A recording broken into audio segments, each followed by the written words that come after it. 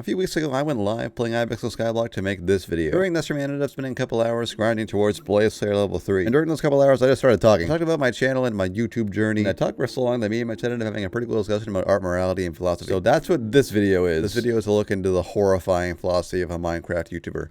But my philosophy, that is. Just a 40-minute yap session in which at least some words of substance were said. A lot of this video is just word vomit, but I promise the discussion gets more interesting as it goes on. So if you have any thoughts about this philosophical talk, leave them in the comments, or even better, to pop into one of my live streams right here on YouTube and pick my brain. I really don't know what else to say in this intro. This video had no plan. It came out of nowhere. Anyways, enjoy my yapping. You watch my videos. You watch like a lot of my videos. What is like... What do you think is like an entertaining part of my videos? Like what makes them entertaining, if at all? Because like I think in the early days of Skyblock, what made me unique, or the early days of my videos, was what made me unique was that I was bad at the game. Like I think Pimmy, one of the top comments in my first Skyblock video that blew up was from Pimmy, and he was like, "It's so fun watching you like play 4-7 for the first time." And it reminded me of like when I was first learning it and stuff like that. I think it's kind of like gone from there. Like it's fun to watch my videos because it's like, oh, he's so bad at Skyblock. It's like reminds me of when I was doing that for the first time. That's kind of like the draw. I don't know if that's the real reason. That's kind of, yeah, that is it. Okay. So maybe this is entertaining, actually. Maybe it's good that I'm kind of just like rambling on this Blaze side quest, because it's funny to watch me fail a lot and learn. And it's fun to watch me learn? Is that a thing? Fun to watch me like try to like learn the mechanics? Is that a thing? I'm not like too versed with like the Skyblock like metas in terms of like, especially for Blaze Slayer. I mean, maybe it's fun to watch me like vegan. It's fun to watch me like experiment and learn the mechanics and just like mess around like I've been doing. Maybe it's good that I'm kind of off track. Plus funny, and I like editing. So like when I do like goofy edits, that makes it more funny. Okay, that makes sense. Because I don't really sometimes I don't really understand what the point of making my videos is. Like I was kind of saying, because like me being a quote Skyblock YouTuber unquote was kind of an accident. Like I was just at the beginning of YouTube, I was just kind of making videos of what I was doing in games just for fun. And then when I made the Skyblock video that blew up, it was kind of like just one of those. I was like, I'm just gonna like play Skyblock and make a funny video, which is what I did. And then everyone liked it, and I was like, why did they like this? Because at the time I thought they liked it because of just because it was kind of like a clickbaity title, which is the main reason the video got the amount of traction it did. Because it was like the title was like, I beat Skyblock, and the thumbnail was like 100% done, and then the intro was like, how do you actually beat Skyblock? It was like a philosophical discussion or whatever. It was very well algorithmically designed, I guess. Then I kind of tried to copy that with like the next video where I made like the intro about like, I gotta become a tank because like that's what Skyblock needs or whatever. I kind of like lost the point after that, I guess. I don't know. Personality editing shine through a lot, makes it seem more passionate. See, like, I appreciate that. I think that's a compliment. But sometimes I don't understand. Like, I don't think I have an entertaining personality. For me, I don't think videos are necessarily entertaining because of the personalities. Sometimes they definitely can be. Like when I was talking about like 30 virus and stuff. Like, those videos are so awesome because like 30 and Fezzy have great chemistry, and it's fun to watch them like joke around with each other and like be funny together. But like, I don't think I really have that, especially by myself. For me, I think a video is more. It's more important to have like an interesting story / an interesting like result maybe, which is why I was really happy with the video I made called I Became a Slayer Master. I really liked that video. That was like my favorite video for a long time because I planned it out beforehand. I did a lot of like preparation beforehand. I had to like exactly plan out how I wanted it to go, and it pretty much went exactly how I wanted it to be. I had like all the stuff planned out, and then I went live and just like did it live so that we could have some interaction, which was nice. And then it kind of just like went how I wanted it to go. And I didn't talk that much that stream besides about like Skyblock stuff. I just went around the game and did things. And that's why I think the video was good for my opinion, I guess. Like because I got stuff done. I went to interesting parts of the game. I did like the Romero and Juliet quests, and I like did the Rev Slayer and stuff. I was like all over the game doing different like stuff, and it was interesting because it was like a variety of stuff. And that's why I thought it was a good video, I guess.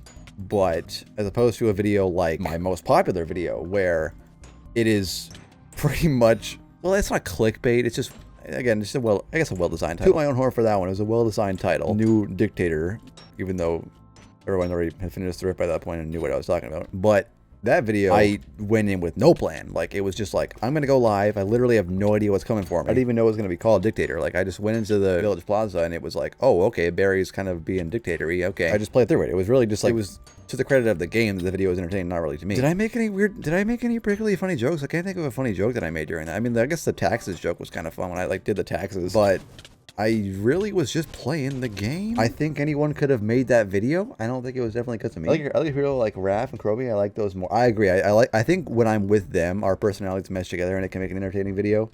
entertaining like vibe. But I don't think me alone is not really entertaining. I completely agree having a good video was essential, but to stay as a sub was personality more for you. I appreciate that. That's really nice. I guess I can try to understand that because like I said, maybe it's just like a sense I'm the one that makes it. I can't really understand it fully as a viewer. I'm also like an analytical guy. I would like to know like why I'm entertaining, if that makes sense. I don't know if I am entertaining, but like, for example, I've been just like talking about random thoughts that I have for the past like 10 minutes or so.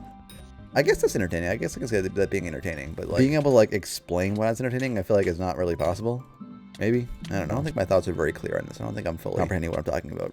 Because like I see I just think there's like a huge contrast between like my Skyblock videos, which happened by accident, and like my split videos, for example, where I put a lot of planning into like every moment. Basically, I put a lot of thought into like everything, and I understand the video fully before I release it. If that makes sense. With split, I think I know why it's entertaining, because it's like a story.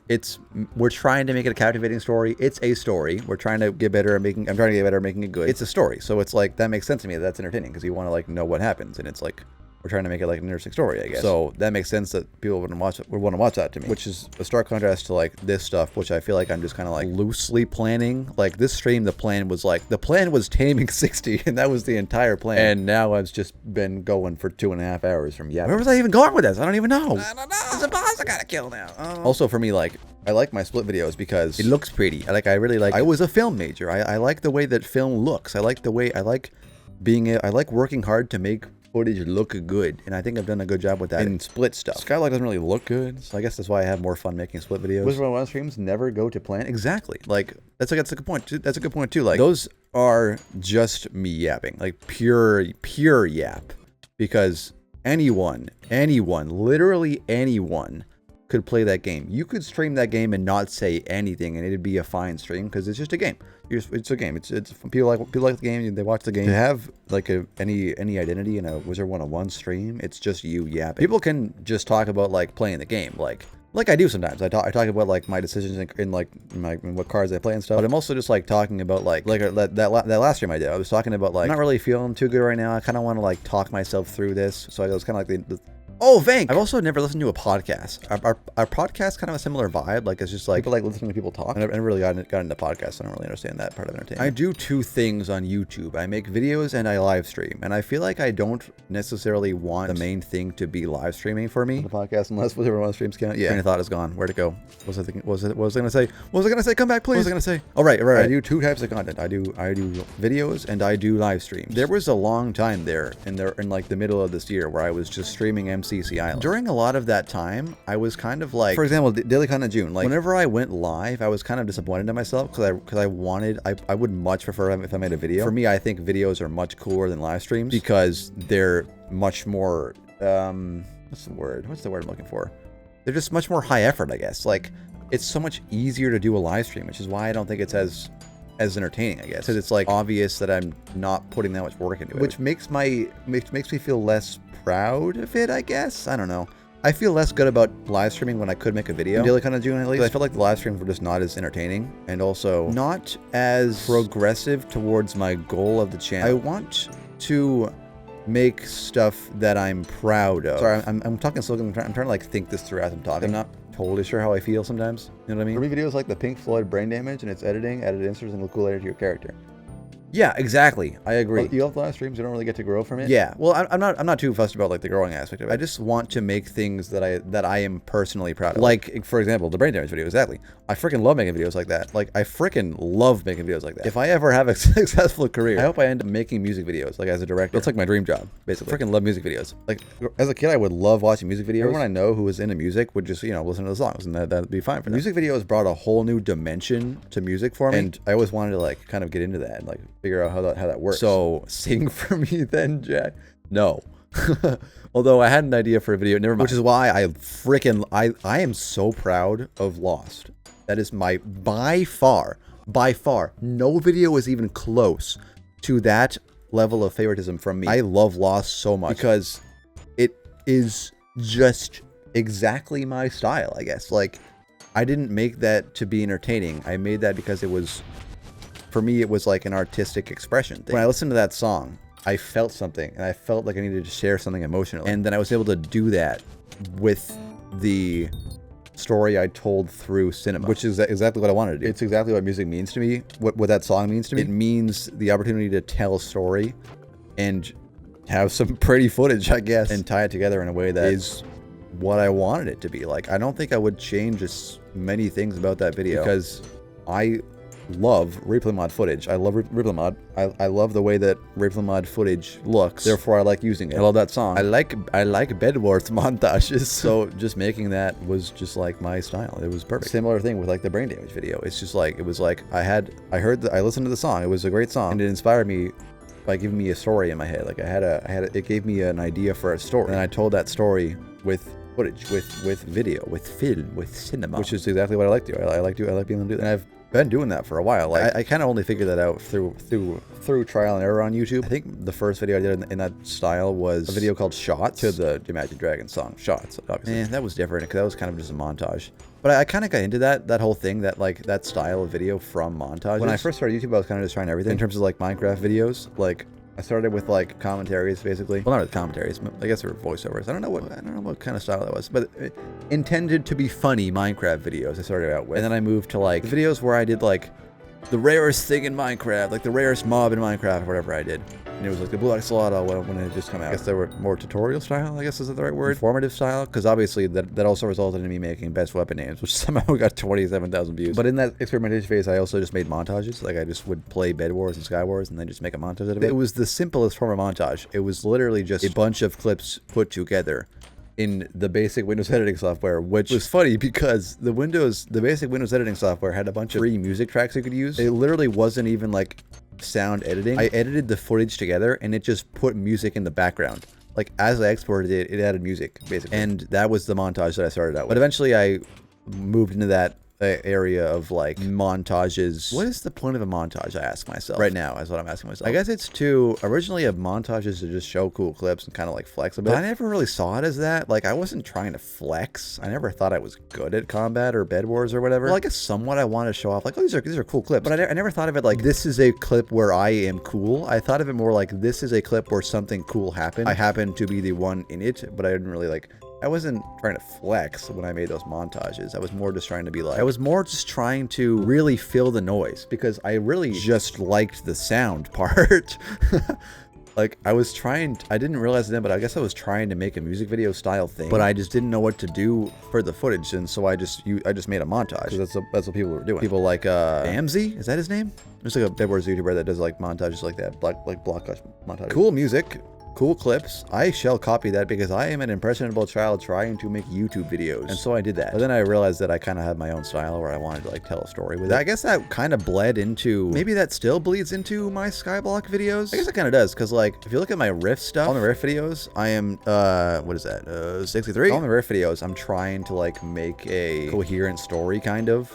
Like, I'm trying to like, I'm making up my own story about the rift, which is not a very good story. I'm really just improvising the entire thing. I'm kind of just like crapping as I go along, like BSing it the entire time. This story about like Barry being like having some kind of like secret plan on the mountaintop, which I don't even know what's true or not. I guess that stems from the fact that I like making stories, question mark? Do I like? Yeah, I guess that makes sense. Which was why I was so freaking excited to join the Split SMP. Have I ever talked about this? I don't know if I've ever talked about this. Actually, I don't think I've ever talked about how I joined Split SMP. I will talk about that now. Step 1, me and still Noah / the Neon Shaman went to high school together. Step 1, we were friends from high school. Step 2, pandemic. Step 3, Noah starts a YouTube channel called The Neon Shaman. It's called still Noah. Does we Barge and starts a YouTube channel. Barge didn't go like, I'm gonna be a YouTuber, I want to make content. He started a YouTube channel because he had a remote learning school project. It was to make a Rube Goldberg machine. Like, that was his like school project, and he made it in Minecraft. So he made a channel just to like post it, and then he started making like other goofy videos like I did. Like anyone does, they just make goofy videos when they start on YouTube. I got invited to do an Among Us stream on the Still Noah channel, which I don't even know that's public anymore. Noah did a Among Us stream, and I was just like, he asked me to, like, I was one of his friends, so he asked me to be like one of the, just like, you know, play Among Us with him. So I did. Both of those influences, plus, you know, me watching like Techno and all those other great guys, I was like, this seems fun. Like, making YouTube videos just seems fun. All my friends were doing it. A lot of YouTubers were inspiring me to do it, especially Techno and Luke Notably. I'm gonna try it, sure. I kind of wanted to just like try it. So I did. Like, I think it's how most people get into YouTube, I guess. It's just like they want to try it. And I didn't really have like, any goals. I just kind of wanted to just like try it. I didn't really have any desire to make videos per se. I just wanted to try YouTube, I guess. I just wanted to try it. That's kind of what I did. That's why I just I made the first video my first video ever is literally a combination of Luke the Honorable and Technoblade style. It's a Skywars Let's Play, but it's Luke the Honorable style of like post-recorded audio and just like making jokes about the gameplay. Both great styles. Where was I going with this? All right. So which eventually led to me trying a Let's Play series. So like, you know, anyone who's playing Minecraft on YouTube, it eventually makes a Let's Play series. So when 1.19 came out, I didn't look at any of the snapshots or updates or anything. I made a series called Clueless 1.19, where the idea was that I would just play the update without knowing anything about the update, which I think everyone has done since then, but it was a slightly original idea then, I think. Maybe not. I made like 3 episodes. Because it was actually a funny story, because I made 2 episodes and I was having fun. The first 2 episodes are pretty good, I guess. They're actually decent videos. And then the 3rd episode, my OBS like froze mid-recording. I didn't notice. So I just had like half a video that just was frozen footage. So I had to spend like a couple hours like fixing it. I went back and re-recorded it, basically. It was so funny. I made a whole behind-the-scenes video. But I was so annoyed and burnt out by that I didn't want to keep playing the frickin' series / world. I didn't want like the bug to happen again where my OBS would freeze. And I was so annoyed that I didn't get captured that I felt like I had missed part of the series, so I didn't want to like pick out a point that I felt was like wrong, I guess. I don't know. I was mostly just annoyed that I had to do all that work, and so I didn't want to keep doing it. But Noah saw that series and he was like, "Oh, that's pretty cool. Maybe you want to join the Split Us and Beat? We just finished up our season. You want to join?" And I was like, "Hell yeah!" Because at the same time I had watched the finale of season 1, which was a freaking masterpiece by Noah. Great video. Also, I guess probably one of the things that inspired me to do like that cinematic style. He chose a great song by Porter Robinson, "Goodbye to the World." And he made a beautiful video with it. Great story. It was cool. Yeah, he invited me to join because I was a friend and all. I was doing YouTube and it made sense. So I joined. Where was I going with this? I forget. Oh right, yeah. After watching that like cinematic story finale from Noah, I was like, I gotta get in on this. That's freaking awesome. I freaking love these like storytelling. So I wrote like, or I didn't write. Did I write? I don't know. I thought up a storyline for JackStarHeart, the character on Split SMP Season 2. I was really hyped about it. I was so excited to do it. So I did it pretty much. Where was I going with this? Yeah, I guess that's kind of where I found my style on Split SMP, because like I was doing 2 things. I was making SMP content, and I was trying to emulate that of. Did you steal my place through a wall? Is there a ghost? When I first started watching you, it did remind me of a bit of techno. Yes, I obviously. He's my biggest. I'm his biggest fan. Well, not literally, but I'm a pretty big fan. I have a techno mouse pad right here. But I think is where I found my style, and I guess that desire I feel to like tell a cool story when I have a cool idea. Because I had a really good time like thinking about this cool story that I could have for this character and how he would fit in the world and stuff. But I was also still kind of experimenting, I guess, because I was also trying to emulate that style of like Hermitcraft, where I'm on like a capitalist server with my friends and stuff, and I made like the enchantment shop and stuff like that. I was enjoying that part of it too, but I also had a lot of fun trying to like tell that story and make it look cool. But that reminds me, here's a fun fact. I always liked making stories, but I never done anything with them because I just thought it would be interesting to anyone. Wouldn't be interesting to anyone else. I did a little stop motion, but I got subconscious. I'll circle back to that. With Replay Mod, you have to install a different software that basically is used to render the video. It's a pretty common software that's used in a lot of like video stuff. But you have to download that and like link Minecraft to it, basically. Not a very complicated process. But I was a dumb child apparently. Wasn't even that young, but I was just dumb. So there was a Pixel Res video on how to use Replay Mod for the first time, and I was watching it, and I like stopped watching it halfway through because I thought I was done. But I had missed out on some important information on how to actually link that software to Minecraft. So for the first like year of me doing Replay Mod, it's not even rendered. It's literally just it's literally just the replay file, and then I pressed F1 and let it play, and I recorded my screen. It's so funny. Like literally like the first year on my channel of Replay Mod is that I didn't even properly render Replay Mod footage. I don't know when I eventually did it right. Definitely the entirety of Split SMP Season 2, it's like that. It must have actually been when I did the first version of Lost. No, it was a bit before that. Yeah, like that couple months, like that couple months area, like April to June of 2023, I figured it out finally. So yeah, like a full year of me doing it wrong when I first installed Replay Mod in April of 2022. Where was I going with this? I'm still just yapping. I have no idea where I was going to go with it. Anyway, I'm on Split SMP now. I have this story I was making, which I guess got me into that storytelling video style, which led me to make Loss and led me to make Brain Damage and stuff like that and get that style. And I guess that bled into my Skyblock videos, because I do like making Skyblock videos, mostly because I like playing this game to an extent. Like I play this game casually too, mostly casually. Just making videos about progression was fun to me. But where I added my own style to it was when I made like it more story based.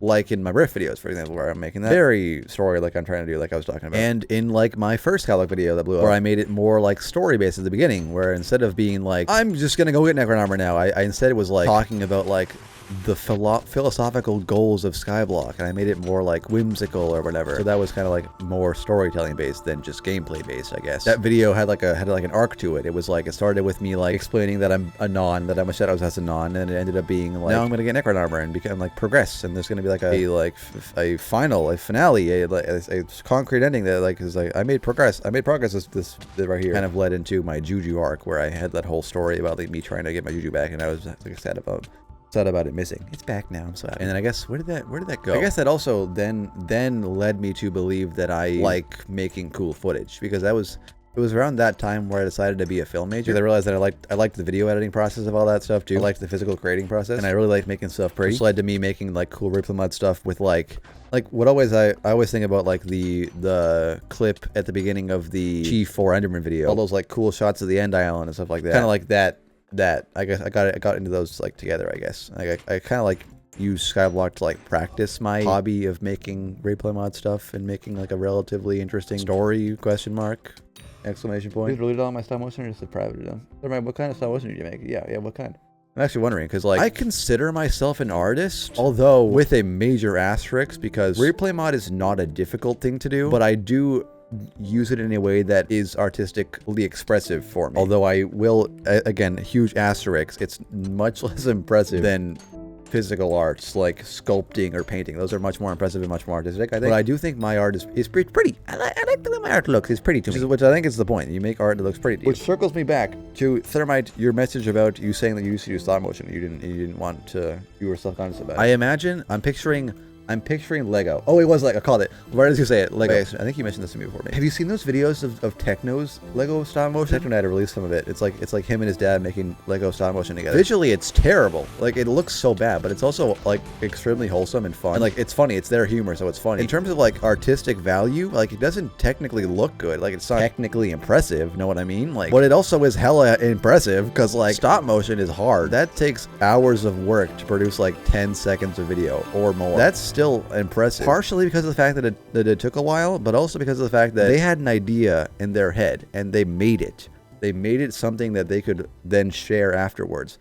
That is the most important part of art, I think, is that you are creating something that you wanted to create. You have the ability to transfer an idea into a shareable media. That's the most important part of art, is being able to share it, I think. Mostly is being able to create something that you wanted to create something satisfying for you, that shares an emotion you had, or something you wanted to share, or just a joke you wanted to tell. I don't know. For example, like the first cut of Lost, I was pretty happy with it. I was like, this is so cool. This is a great song. I made a cool story with it, I think. It was great.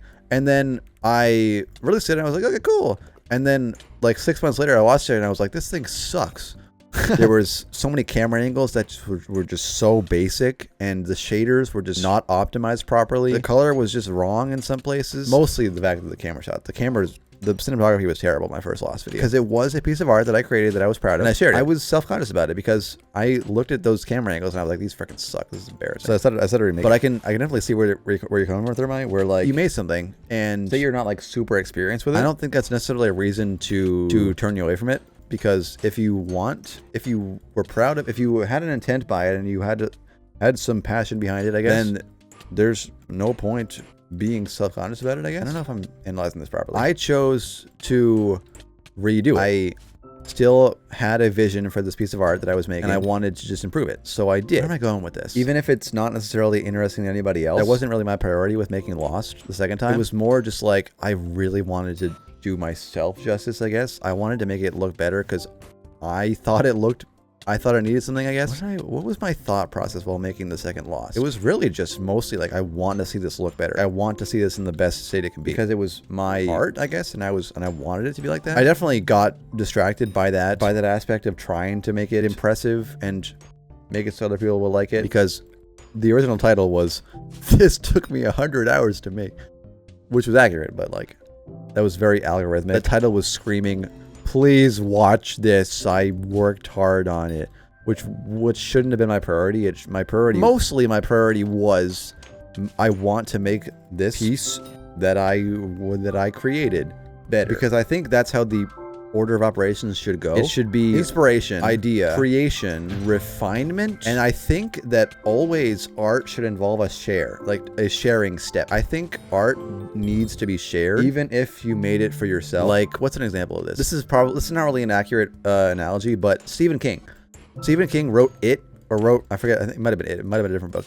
Stephen King wrote It. He threw it in the trash. He was like, this freaking sucks. This is a bad analogy. I'm gonna make it work though. Stephen King wrote It, threw it in the trash. He was like, I'm done with this. And then his wife was like, but you should share it, because the world needs to, why not? The world needs art. The world loves art. And this is a really bad analogy, because it's a totally different scenario. You get what I mean? Like, I think art should be shared. Here's my point. Because if I had never seen those like old Bed Wars montages, if I had never heard the song Lost, I would never have made those videos that I'm so proud of. Because art comes from other artists, basically. It comes from that inspiration, which you can only get from other artists. And even if it is not perfect, even if it could be better, it is worth sharing always. Even I've seen those old Technoblade Lego stop motions, and I've been like, that's kind of cool. Let's try that. It always comes from that inspiration piece. So like, even if you're like self-conscious about how you think your art will be received, then there may be people who are critical of your art, which I've always felt weird about art critics, because like, especially music critics. I think I'm clear on this.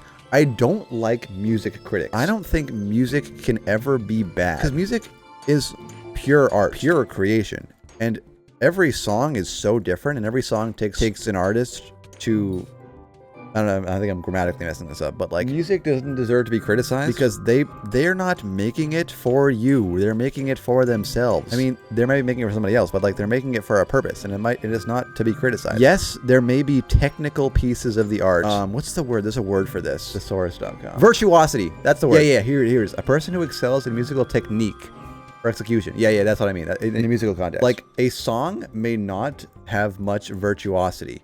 It might not, like, the violin playing might not be technically impressive. Like, it might be physically a very simple violin chord to play, but I don't think that's ever the point. I don't think virtuosity should ever really matter in an artistic piece, because a artist is using a chord because they thought it expressed something. They thought it sounded right in their musical art. They didn't do it because it was like impressive to play. I think that's a huge thing in film criticism. You'll look at some, like, the CGI of a film, and you're like, this CGI sucks. What the heck were they thinking? And I'm always in the back like, yeah, the CGI sucks. I can see the freaking green screen. But also, they did that to tell a story. So like, does it matter that it doesn't look technically good? Then again, I'm also a snob sometimes, so I guess I can see both sides, because like, I definitely fall into that mindset. I'll watch a movie that has poor cinematography, and I'll look, or a show, more often a show. I'll watch a show and I'll be like, they could have done the camera shot so much better. And I'll look at it and I'll be like, I would have done this angle, I would have done this rack focus, I would have done this movement. And that's just me,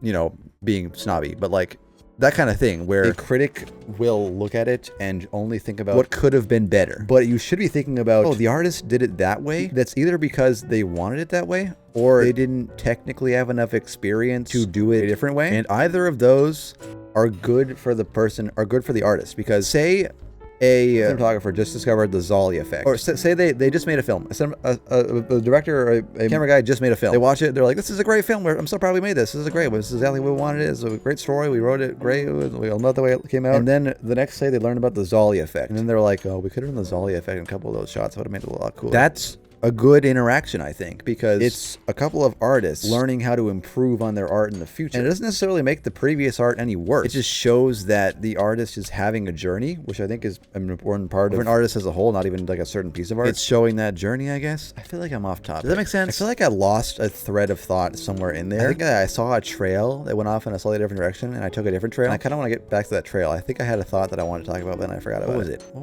was the thought there? Was it about sharing art? Maybe it was. So a cinematographer learns a new technique, and he thinks it could have improved a previous piece of art. Yet he shared it anyway. And had he, oh, here we go. Yeah, this is where I was going. Had he not shared it, had he not let someone else watch it, he would not have ever found the Zolly effect that he now wants to use. He wouldn't have known that there was something he could improve upon in the future. But he did know, because there was other artists creating, and they were also sharing. So artists can bounce off each other to not steal, but to learn together and be able to make their own art better. So I don't think there's ever a reason not to share art. For example, I'm going to use your stop motion thermite. So presumably you made a stop motion, you put it on YouTube, you published it, and then later you privated it because you didn't like it anymore. That's my assumption. In that scenario, I think that, so I'm going to assume again, I'm just going to totally assume, I'm making up this scenario. The stop motion sucked. I'm not saying yours did, I'm just making this up. Made up scenario. The artist posts a stop motion and it technically sucks, but it was a hilarious joke told in the stop motion. It didn't have technically much virtuosity, but it was a funny joke. And then later, someone probably told that joke to their friend. And then later on, somebody looked at that video and they were like, this is a funny joke, but the stop motion kind of sucks. And so they went on to make a better stop motion, and they told their own joke. Like, totally different joke, but like same kind of concept. And then the person who made the original stop motion looks at their stop motion, and they're like, or looks at other stop motions, and they're like, wow, my stop motion sucks. So instead of like in your scenario, Thermite, where you privated it, you should, I think, instead just use that to push forward. Your art still has the potential to inspire a lot of people. I think an even more inspiring piece of art would be the next piece of art that shows like an improvement afterwards. Some like YouTube videos aren't really necessarily art, like tutorials. Obviously, tutorials aren't art. For example, like in movies, like you got like a documentary like about baseball, for example. I don't think it's really art. If it was intended to be art, then it's art. But like I don't think it's really intended to be art. I think what defines art is if it was intended to be art. That makes sense. I think that makes sense. I think I agree with that. Not necessarily though, because like something can be art without intending to be art. Where was I going with this? I'm so lost again. Every artist looks back, I think, on their old creations, and they cringe. I definitely do. The best way to improve is to learn. That sounded kind of cheesy. I made Warrior. That montage I made a while ago. That was actually my first replay mod related video. Then I saw Chasm's 40-star montage with the greatest replay mod work to date. I still believe that. And then I made Lost because in that 40-star montage video is the song Lost. That's where I first heard it. That video inspired me to make Lost in the first place. And then I watched that video again 6 months later. I watched the 40-star montage again 6 months later, and I was like, this replay mod footage is so freaking good. And then I went back to my Lost, and I was like, I can make mine better based off of what I learned from this. And so I did. It was because I had that older art that wasn't necessarily that good, it wasn't technically good, that I was able to improve, I guess. That makes sense? I think I want to talk about something else, but I forget what it was. Maybe to an extent, is that why I make Skyblock videos still? Watching Techno's videos, amongst others videos, made me want to make videos, and therefore led to my other things that I'm pretty proud of. Like split SMP in my cinematic videos? Do I subconsciously hope that I am inspiring somebody to make a video someday? No, I don't think so. Why do I still make Skyblock videos? To be honest, I do make Skyblock videos. One of the main reasons that they will probably get views, which is why I don't consider some of my Skyblock. Well, I don't know. Here's another topic. Financials in art. Ooh, here's a tie-in. Anyone seen the show Ted Lasso? There's a great section of that show where Ted Lasso, the main character, is seeing a therapist. The character Ted Lasso is very skeptical or very mistrusting of therapists because he thinks that it's weird to basically benefit off of somebody else's problem. Because the therapist is helping you solve your problems, yes, but they also benefit from it taking longer. Background: Ted Lasso, the character, saw a therapist before in couples therapy, and that therapist sided with his wife the entire time. From his POV, the therapist is just trying to make money off of your problems. That was kind of his opinion. But the therapist that he saw helped him through a lot of his problems. Helped him help himself. Like, this was a great therapist. At one point in the show, Ted is having a panic attack, and he goes to the therapist, and they like talk for a while, and she like helps him in this time of need. And then afterwards, he's like, "You're gonna charge me for this, aren't you?" And she's like, "Of course I am." And then he says a great line, which stuck with me. He was like, "Well, I appreciate your integrity." What that meant to me was like, he thought she was benefiting off of his problems. They have this like time slot, and once your time is up, they will stop helping you. She is doing a job. She is spending her time and her energy and her education and all her like experience on helping you. She has a responsibility to herself to charge you for that, basically. The therapist is a professional. She has a responsibility to herself to be able to support herself with her profession. And even though people think that it is weird for her to benefit off of that, she really is just doing her job, and she is doing a positive impact. I can relate this to art because it is really hard for an artist to make money in general. Painters even, how do you even make, I don't know, I wouldn't know how to start making money in painting. Do you sell it? How are you gonna get someone to pay for your art? A painter paints a beautiful picture of a landscape, for example. They then want to sell it. Someone might look at that and be like, why are you just making art to make money? Like, what are you doing? But the artist is over here like, bro, I need money to eat food, and I also need to express this. So I am making art. I'm not just making art to make money. I'm making art so that somebody else can enjoy this art. And I'm also making this art to support myself. And that is a definite issue that a lot of artists will encounter. That line between making art to make money and making art because they were inspired to make art. And I've definitely faced that issue before too. That's an example I can give for this. Split SMP Season 3 Episode 2. It's the video where I think it's called like Why I Became a Minecraft Griefer. That video freaking sucks and I hate it. I wish I could take it down, honestly. It's so unnecessary. It didn't need to happen for the story the artistic story we were trying to tell for Split. It didn't need to happen for that, but I made it anyway because I wanted to like potentially, you know, get more ad revenue, you know? I don't think that was my entire intention, but ultimately it was unnecessary. With my Skyblock videos, they've made me money. Spoiler alert. I've made money from my Skyblock videos. Not really that much. It's kind of not technically worth the time. I'd be way better off getting a job. Every Skyblock video I make is like 10% art, 90% content. I am making this film, which is considered an artistic medium, but I'm making money off of it. And it's kind of hard for me to deal with that sometimes because like sometimes I have to think about like a couple times I've thought about like I gotta think of a video that might make money. It conflicts with my ideas, with my desire to make art that's cool, and it's annoying sometimes because like it's this like decision you have to make. Like, do I spend? Well, it's also like an effort thing too, because like do I spend way more effort making an artistic piece that I fully support, or do I spend some effort, like less effort, making an artistic piece that someone else will enjoy but I will not necessarily be as proud of, simply for the fact that it will financially benefit me? It's a hard line to walk. It's really a fallacy, honestly, because like it's a similar thing to like a therapist. Like, you are a craftsman, you are a professional, you are doing work, and therefore you deserve fundamentally to benefit from that financially. Which is hard for a lot of artists to get behind sometimes, but it's hard to discern between making something just to make money and making actual art that you benefit from, therefore, because it's hard. There's a difference between benefiting from your art and making art to benefit, and it's like hard to justify to yourself doing a different path that will make you money but won't necessarily be something you're proud of. It's hard. I think it's sometimes justified. Like, for example, like a commission artist, they are not necessarily emotionally attached to anything they're making. Like a logo designer, you're being commissioned by a company to design a logo, is an artistic piece. Technically, you were not inspired to make this, you were told to make it, you were hired to make it, you were making this art for the purpose of getting paid. And I think that's okay. I just think that's different. Like, oh my god, we finally got it. You are going to financially benefit from this. Yeah, that's where I feel like it's complicated, because like I think it can still be an artistic, emotionally artistic and inspired piece, even if you were commissioned to make it. But I think that is a better scenario in terms of like the financial morality, I guess. It's someone else's inspiration, I guess. You are the actor in someone else's play. I want a picture of a tree on my wall, so I hire a guy to paint a tree for me. That is still an artistic process, but it is simpler on my brain because it makes a lot more sense. It's like, okay, you are being hired to paint a tree. Go paint a tree and get money from it. That is a simple transaction right there. It gets harder to comprehend when it's like, I paint a tree, I put it up for auction.